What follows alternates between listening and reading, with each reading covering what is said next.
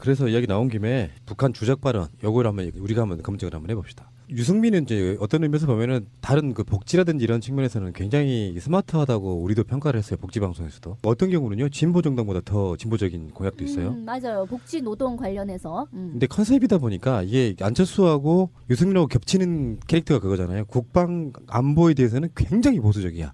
꼴보수야 완전. 근데 그래서 유승민은 그런 전략으로 나온 것 같아요. 자기가 강점으로 내세우는 보수적 후보로서의 강점을 내세우려면 문재인을 공격해서 끌어들임으로써 선명하게 부각하려고 했다는 어떤 전략이랄까 이런 건 보이는데 질문이 너무 올드해. 북한이 주적이냐고 물으면은 거기에 대해서 그때 문재인 대표의 답은 굉장히 현명했다고 생각해요. 사실 뭐 국방백서에 최근에는 뭐 주적이라는 개념이 등장도 안 한다고 하지만 국방백서의 주적이라고 하는 것은 국방부 장관의 임무지만 대통령 그렇게 말할 수 없다라고 말하는 답은 굉장히 현명했다고 봐요. 그것 때문에 굉장히 지금 보수층들도 흔들리고 있다라는 지금 분위기가 있어요. 그러니까 설명 예. 굉장히 잘했다는 거예요. 정부 지금. 기관에서 우리가 그런 이야기 많이 하지 않습니까? 재정경제부의 입장과 산업자원부의 입장과 반대로 노동부의 입장은 다를 수밖에 없는데 완전 다르죠. 환경부의 입장과 다를 수밖에 없잖아요. 근데 그 부처는 그 부처의 입장에서 이야기를 해주는 게 좋은 정부인 거고요. 대통령은 그걸 총괄하는 사람이잖아요. 더군다나 우리 헌법에 나와 있습니다. 남북 통일에 대한 지향. 근데 대통령이 북한을 주적으로 이야기한다는 것 자체가 말이 안 되는데 국가보안법 어쩔 거냐. 사실은 우리가 원했던 답은 국가보안법 폐지겠죠. 근데 문재인 후보 입장에서 그 말은 지금 할 수는 없는 말이지. 절대 못합니다. 최대의 공격으로 절대 절대 수밖에 못하죠. 없으니까. 그러니까 국가보안법 폐지하시겠습니까라고 먼저 물었단 말이에요. 문재인 후보에게. 그랬더니 그 7조라든지 이런 찬양 문제 고무 조항. 네. 문제 조항에 대해서는 개정을 하겠다. 이런 정도로 얘기를 했죠. 그랬더니 네. 이제 심상정 후보가 폐지를 안 하겠다는 거냐 이렇게 또 묻게 된 거예요. 아니 그러니까 그렇게 공격이랄까 질문을 함으로써 대통령 후보자께서 개정을 약속하시지 않으셨습니까?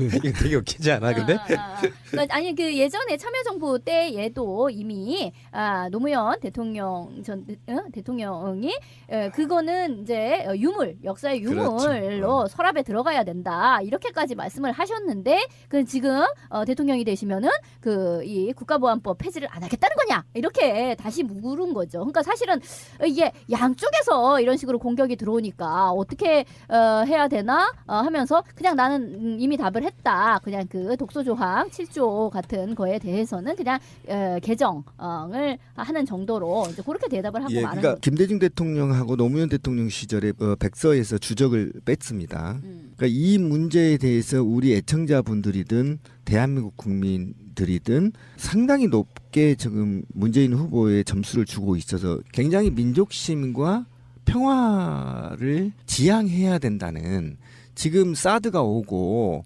미국 항공모함이 한국으로 온다는 게 거짓말로 드러났잖아요.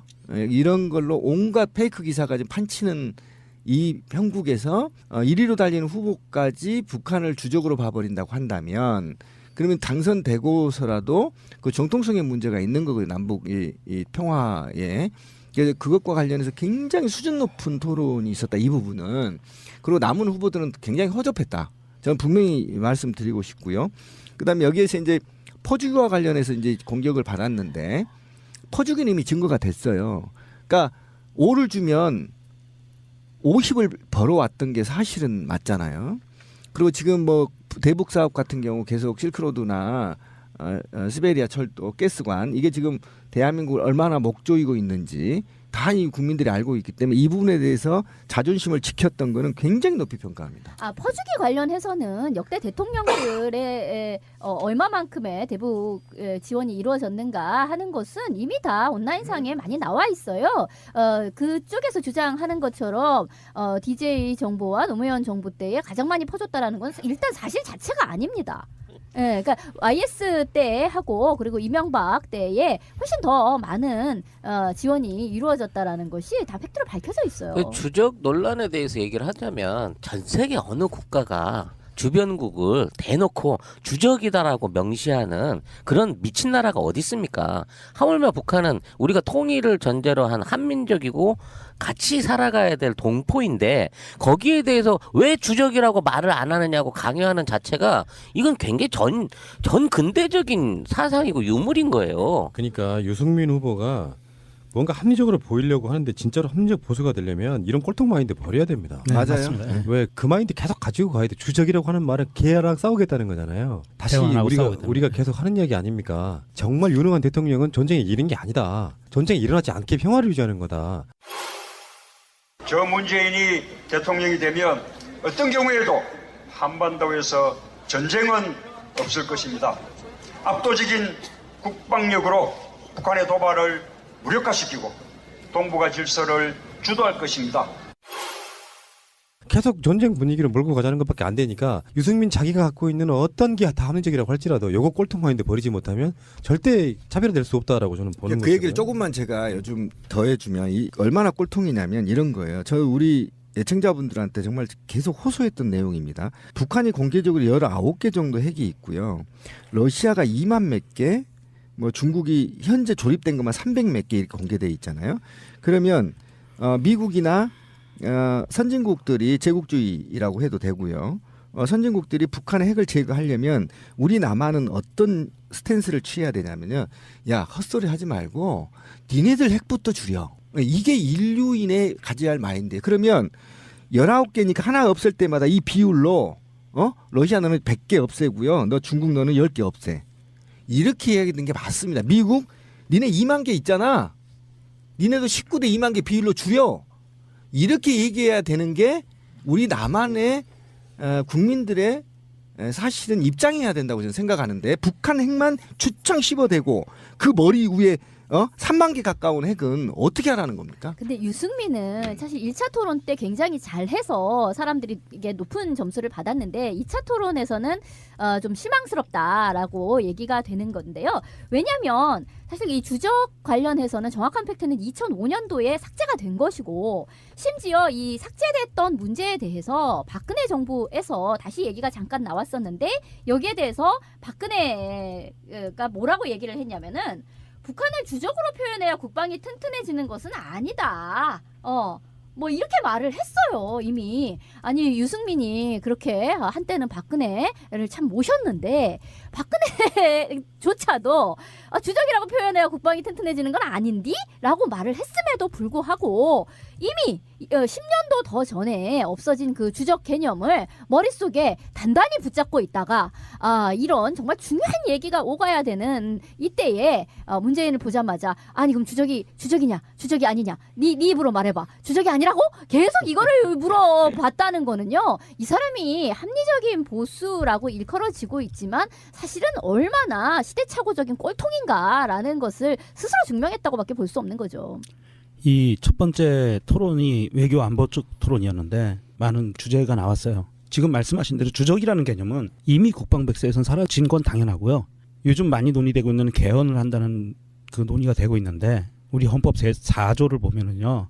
대한민국은 통일을 지향하며 평화적 통일 정책을 수립하고 이를 추진한다라고 돼 있고요. 66조 1항 보면 대통령은 국가의 원수이며 이렇게 돼 있고 3항에 대통령은 조국의 평화적 통일을 위한 성실한 의무를 진다라고 돼 있고 대통령이 당선이 되면 선서를 합니다. 헌법을 수호할 책임을 지고 그런데 지금 거의 99% 대통령이 당선권에 들어가 있는 사람에게 북한을 주적이라고 규정을 하라라고 얘기하는 거는 미친 거예요. 헌법에도 맞지 않고 이거는 탄핵감이야? 아니 이건 정치인이 아니야. 이거는 시중 몰입에도 잡배야, 이런 잡배. 얘기를 안 해요. 왜요? 저 우리 애청자분들한테 정말 계속 호소했던 내용입니다. 북한이 공개적으로 19개 정도 핵이 있고요. 러시아가 2만 몇 개, 뭐 중국이 현재 조립된 것만 300 몇 개 이렇게 공개돼 있잖아요. 그러면 미국이나 선진국들이 제국주의라고 해도 되고요. 선진국들이 북한의 핵을 제거하려면 우리 남한은 어떤 스탠스를 취해야 되냐면요.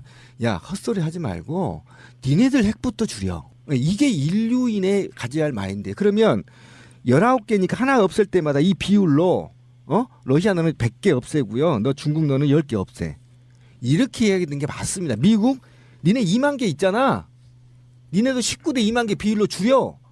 이렇게 얘기해야 되는 게 우리 남한의 국민들의 사실은 입장이어야 된다고 저는 생각하는데 북한 핵만 추창 씹어대고 그 머리 위에 3만 개 가까운 핵은 어떻게 하라는 겁니까? 근데 유승민은 사실 1차 토론 때 굉장히 잘해서 사람들이 이게 높은 점수를 받았는데 2차 토론에서는 좀 실망스럽다라고 얘기가 되는 건데요. 왜냐하면 사실 이 주적 관련해서는 정확한 팩트는 2005년도에 삭제가 된 것이고 심지어 이 삭제됐던 문제에 대해서 박근혜 정부에서 다시 얘기가 잠깐 나왔었는데 여기에 대해서 대통령이 북한을 주적으로 이야기한다는 것 자체가 말이 안 되는데 국가보안법 어쩔 거냐. 사실은 우리가 원했던 답은 국가보안법 폐지겠죠. 근데 문재인 후보 입장에서 그 말은 지금 할 수는 없는 말이지. 절대 못합니다. 최대의 공격으로 절대 절대 못하죠. 없으니까. 그러니까 국가보안법 폐지하시겠습니까라고 먼저 물었단 말이에요. 문재인 후보에게. 그랬더니 그 7조라든지 이런 찬양 문제 고무 조항. 네. 문제 조항에 대해서는 개정을 하겠다. 이런 정도로 얘기를 했죠. 그랬더니 네. 이제 심상정 후보가 폐지를 안 하겠다는 거냐 이렇게 또 묻게 된 거예요. 아니 그러니까 그렇게 공격이랄까 질문을 함으로써 대통령 후보자께서 개정을 약속하시지 않으셨습니까? 이거 되게 웃기지 않아 근데? 그러니까 아니 그 예전에 참여정부 때에도 이미 노무현 대통령 전 대통령이 그거는 이제 유물 역사의 유물로 그렇죠. 서랍에 들어가야 된다 이렇게까지 말씀을 하셨는데 그 지금 대통령이 되시면은 그 이 국가보안법 폐지를 안 하겠다는 거냐 이렇게 다시 물은 거죠. 그러니까 사실은 이게 양쪽에서 이런 식으로 공격이 들어오니까 어떻게 해야 되나 하면서 그냥 나는 이미 답을 했다. 그냥 그 독소조항 7조 같은 거에 대해서는 그냥 개정을 하는 정도로 이제 그렇게 대답을 하고 마는 그러니까 거죠. 김대중 대통령하고 노무현 대통령 시절에 백서에서 주적을 뺐습니다. 그러니까 이 문제에 대해서 우리 애청자분들이든 대한민국 국민들이든 상당히 높게 지금 문재인 후보의 점수를 주고 있어서 굉장히 민족심과 평화를 지향해야 된다는 지금 사드가 오고 미국 항공모함이 한국으로 온다는 게 거짓말로 드러났잖아요. 이런 걸로 온갖 페이크 기사가 지금 판치는 이 형국에서 1위로 달리는 후보까지 북한을 주적으로 봐버린다고 한다면 그러면 당선되고서라도 그 정통성의 문제가 있는 거거든요. 남북 이 평화에. 그래서 그것과 관련해서 굉장히 수준 높은 토론이 있었다. 이 부분은. 그리고 남은 후보들은 굉장히 허접했다. 저는 분명히 말씀드리고 싶고요. 그다음에 여기에서 이제 퍼주기와 관련해서 이제 공격을 받았는데 퍼주기는 이미 증거가 됐어요. 그러니까 5를 주면 50을 벌어왔던 게 사실은 맞잖아요. 그리고 지금 뭐 대북 사업 같은 경우 계속 실크로드나 시베리아 철도, 가스관 이게 지금 대한민국을 얼마나 목조이고 있는지 다 이 국민들이 알고 있기 때문에 이 부분에 대해서 자존심을 지켰던 거는 굉장히 높이 평가합니다. 퍼주기 관련해서는 역대 대통령들의 얼마만큼의 대북 지원이 이루어졌는가 하는 것은 이미 다 온라인상에 많이 나와 있어요. 그쪽에서 주장하는 것처럼 DJ 정부와 노무현 정부 때에 가장 많이 퍼줬다라는 건 일단 사실 자체가 아닙니다.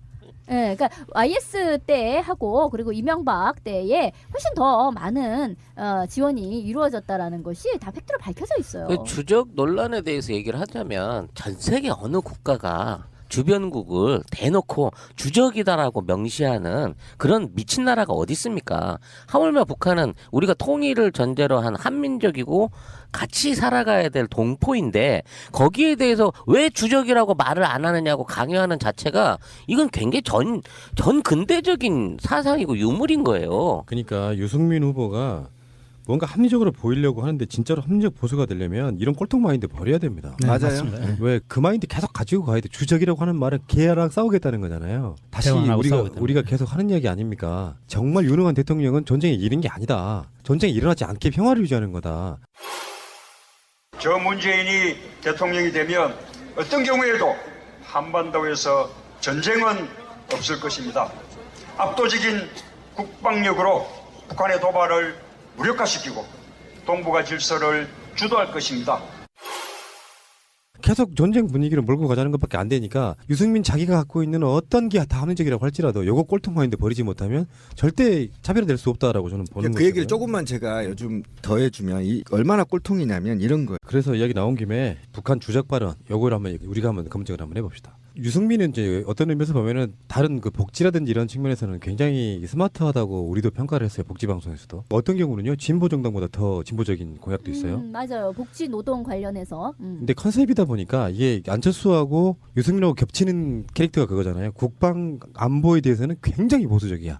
꽤 보세요, 완전. 근데 그래서 유승민은 그런 전략으로 나온 것 같아요. 자기가 강점으로 내세우는 보수적 후보로서의 강점을 내세우려면 문재인을 공격해서 끌어들임으로써 선명하게 부각하려고 했다는 어떤 전략이랄까 이런 건 보이는데 질문이 너무 올드해. 북한이 주적이냐고 물으면은 거기에 대해서 그때 문재인 대표의 답은 굉장히 현명했다고 생각해요. 사실 뭐 국방백서에 최근에는 뭐 주적이라는 개념이 등장도 안 한다고 하지만 국방백서의 주적이라고 하는 것은 국방부 장관의 임무지만 대통령 그렇게 말할 수 없다라고 말하는 답은 굉장히 현명했다고 봐요. 그것 때문에 굉장히 지금 보수층들도 흔들리고 있다라는 지금 분위기가 있어요. 그러니까 설명 예. 굉장히 잘했다는 거예요. 정부 지금. 기관에서 우리가 그런 이야기 많이 하지 않습니까? 재정경제부의 입장과 산업자원부의 입장과 반대로 노동부의 입장은 다를 수밖에 없는데 완전 다르죠. 환경부의 입장과 다를 수밖에 없잖아요. 근데 그 부처는 그 부처의 입장에서 이야기를 해주는 게 좋은 정부인 거고요. 대통령은 그걸 총괄하는 사람이잖아요. 더군다나 우리 헌법에 나와 있습니다. 남북 통일에 대한 지향. 근데